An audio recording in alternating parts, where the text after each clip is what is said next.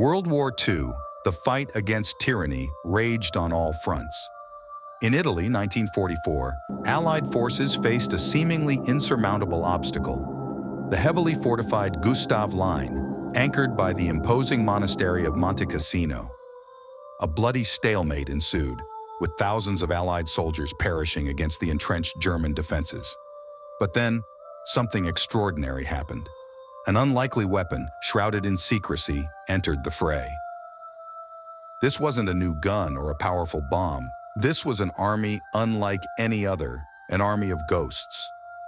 We're talking about the Ghost Army, a top-secret Allied unit comprised not of soldiers, but of artists, designers, and even Hollywood set designers. Their mission?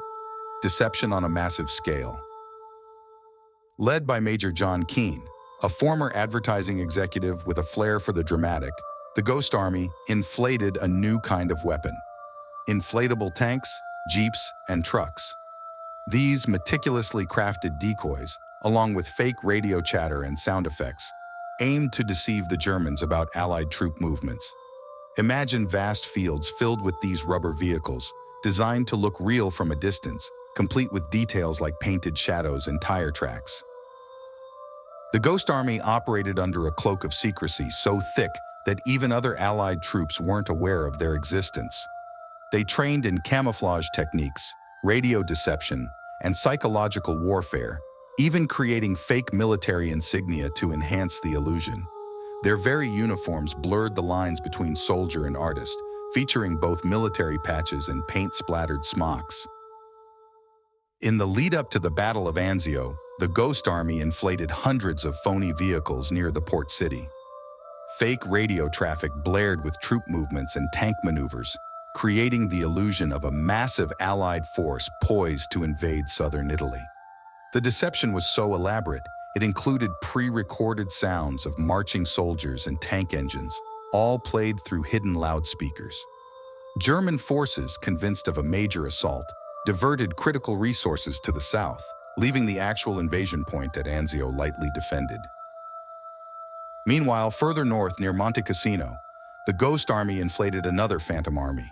Rubber tanks rumbled across fields, operated by men using hand cranks and pulleys hidden inside the inflatable vehicles.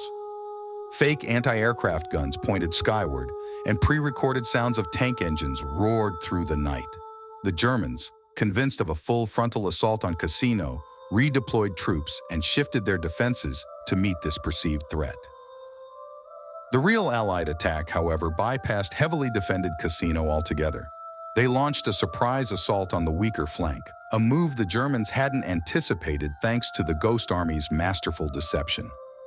The Battle of Anzio and the subsequent breakthrough at Cassino proved to be turning points in the Italian campaign.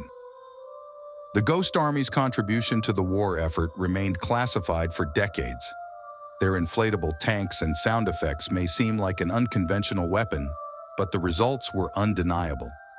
According to estimates, they played a role in saving over 1 million Allied lives by manipulating enemy intelligence and creating opportunities for real troops to advance. The story of the Ghost Army is a testament to human ingenuity and the power of deception. It reminds us that war is fought not just on battlefields, but also in the minds of the enemy. It's a battleground where creativity, deception, and psychological warfare can be just as, if not more, effective than traditional brute force. Imagine these artists and designers, so used to expressing themselves through paint and canvas, now wielding their creativity as a weapon. They traded brushes for inflatable tanks, microphones for artillery fire, and their imagination became their most potent weapon. If you enjoyed this video, please like, share, and subscribe for more amazing stories.